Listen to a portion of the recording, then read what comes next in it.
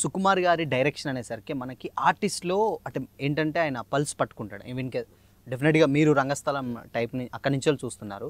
In case ఆయన ఒక ఆర్టిస్ట్ని తీసుకోవాలనుకుంటే ఆయన ఎలాంటి జాగ్రత్తలు తీసుకుంటారు అంటే డెఫినెట్గా ఇప్పుడు ఇంత పెద్ద సినిమా అన్నప్పుడు ఒక్కొక్కరికి ఒక్కొక్క క్యారెక్టర్ స్పెషాలిటీ ఉంటుంది. ఇప్పుడు సురేష్ గారికి బాడీ లాంగ్వేజ్కి మీది మీరు సో ఇట్లా ఉంటుంది. సో ఆయన ఎలాంటి జాగ్రత్తలు తీసుకుంటారు అండ్ డైరెక్షన్ అది చేసేటప్పుడు మీకు యాక్టింగ్ చేయడానికి ఎంత స్కోప్ ఇస్తారనుకోవచ్చు? ఆయన నిజంగా ఒక సీన్ అనుకున్న ఒక క్యారెక్టర్ని డిజైన్ చేసిన చాలా డెప్త్కి వెళ్ళి ఆలోచిస్తాడు. నేను మామూలు డెప్త్ కాదు, నిజంగా చాలా దూరం వెళ్ళిపోయి అవుట్ ఆఫ్ బాక్స్ అన్నాను కదా ఇందాక, అంత దూరం వెళ్ళి ఆలోచిస్తాడు ఆయన.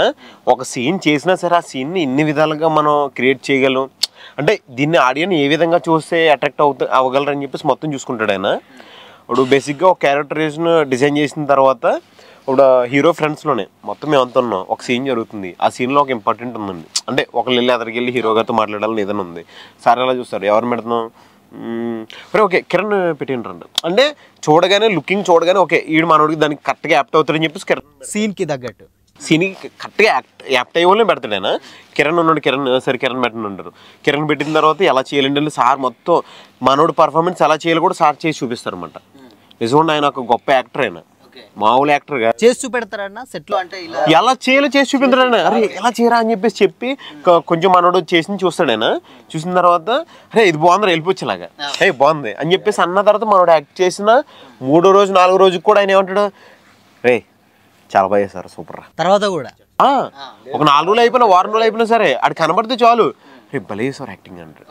నెక్స్ట్ అలాగే ఒక పెద్ద సీక్వల్ సీన్ జరుగుతున్నప్పుడు ఏదో ఫ్రెండ్ ఏదో ఆర్టిస్టులు 2-3 ఏమైనా డైలాగ్ చెప్పినా సరే బ్యాక్ సైడ్ ఉన్న ఒక ఆర్టిస్టు కరెక్ట్గా దీనికి తగ్గట్టు ఎక్స్ప్రెషన్ ఇచ్చాడంటే కనుక సార్ బ్రెయిన్లో అది కదులుతుంది ఆల్మోస్ట్ కదిలంటే రే భలే ఇచ్చాడు ఎక్స్ప్రెషన్ అని చెప్పేసి టేక్ ఓకేనా అవ్వకపోయినా నెక్స్ట్ టైం ఆ అబ్బాయి చెప్తాను అనమాట, ఇప్పుడు ఇందాక ఇచ్చే కదా ఎక్స్ప్రెషన్ బాగుంది రే అది కంటిన్యూ చేయారంటారు సార్.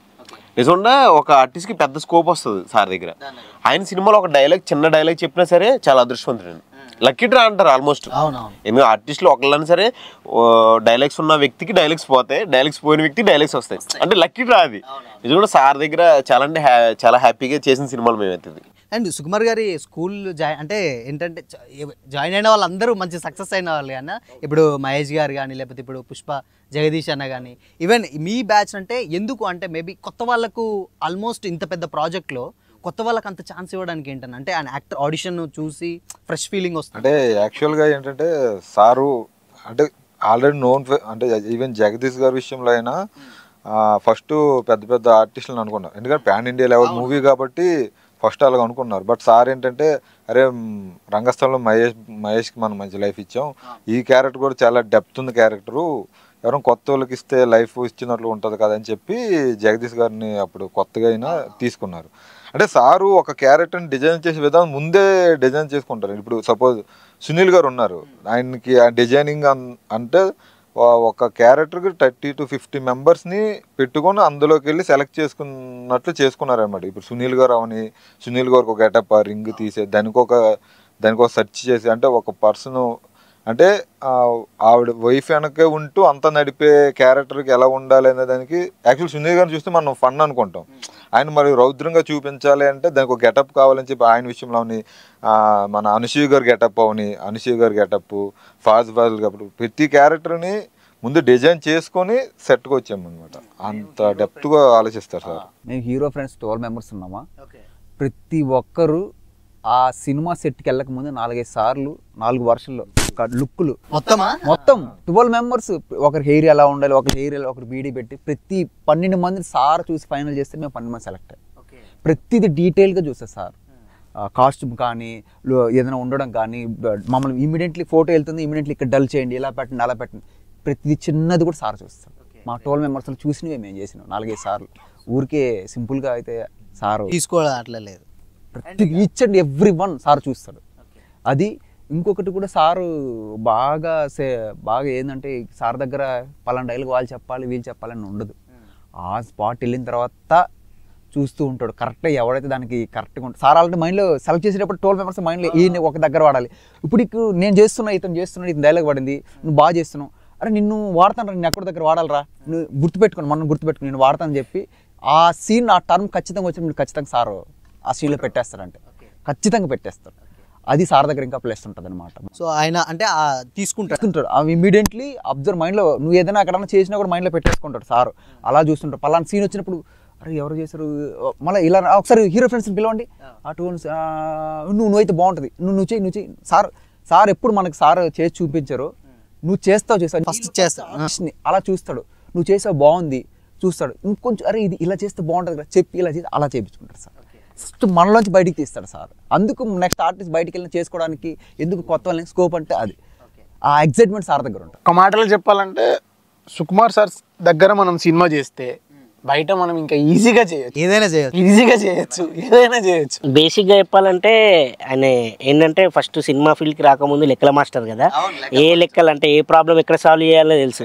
అందుకే ఎంతమంది ఉన్నా ఏంటి ఏ లెక్క ఎక్కడ వేయాలి, ఎవరి లెక్క ఎక్కడ చూడాలి అనేది ఆయనకు బాగా తెలుసు.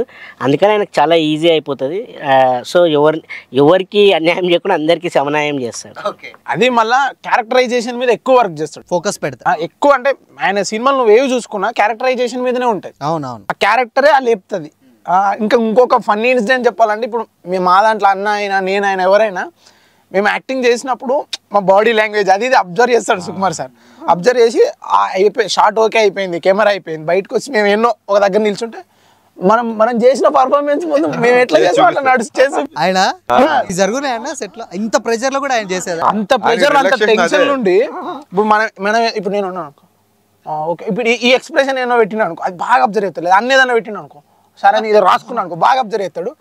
మేము ఏదో మాట్లాడుకుంటే పక్కకు వచ్చి సార్ అని అంటాడా, అంటే మా ఎక్స్ప్రెషన్ మాకు గుర్తు చేస్తాడు, పర్ఫెక్ట్గా ఇమిటేట్ చేస్తాడు. ఇంకొకటి సార్ ఎంత ఫన్నీగా ఉంటారంటే, ఒకరోజు సార్ తోటి ఫోటో నేను పార్ట్ 1లో దిగి 2లో ఒకరోజు ఫోటో దిగుదామని, సార్ ఒక ఫోటో ఇవ్వండి సార్, ఎందుకు సినిమా అంతా ఉంటారు కదా అడిగిన తర్వాత ఇలా ఫోటో దిగి సెల్ఫీ దిగిన తర్వాత అది బారాలి, మళ్ళీ ఇంకోటి దిగిన తర్వాత అరే ఇన్ని రోజులు అనిపించలేదంటే నువ్వు ఈరోజు ఫోటో దిగుతుంటా, నా షర్ట్ బాగుంది సార్ అంటే ఇన్ని రోజులు అది ఫోటో అడగలేదు, ఈరోజు షర్ట్ బాగుందని వచ్చి ఫోటో దిగుతున్నా కదరా సార్. లేదు సార్ ఈరోజు కుదిరింది సార్, చాలా బాగున్నారు సార్ మీరంటే, లేదు షర్ట్ బాగుందని ఫోటో దిగుతున్నా కదరా, నా కోసం కాదు కదా నువ్వు వచ్చింది అంటాడు సార్. అంత ఫ్రీగా ఉంటారనమాట మాతోటి కూడా. మా అందరి మీద అంటే ఆయనే ఇప్పుడు ఇప్పటిదాకా మనం అందరూ మాట్లాడినట్టు ఆయనే మా అందరినీ మంచి చూజ్ చేసుకొని వెతుక్కొని తీసుకున్నాడు. సో మా అందరి మీద ఎక్కువ ప్రేమ ఉంటుంది సార్కి. సో మాకు కూడా సార్ మీద సో మచ్ అంతే లవ్ ఉంది, గురువు దగ్గర శిష్యులు అన్న. అండ్ ఇప్పుడు 6 ఉంటేనే స్టూడియోలో ఎలా ఉందంటే సెట్లో 12 మంది అన్న. అటు సుకుమార్ గారు అంటే మాకు తెలియదు, ఆయన ఈ కోణంలో తెలియదు ఇంత జోయల్గా ఉంటారని. అండ్ అటు బన్నీ గారు. సో ఎలా ఉండేది సెట్లో, ఎలా ఉండేది అన్న? ఇది జాతరే మాకు ప్రతిరోజు జాతరేనా?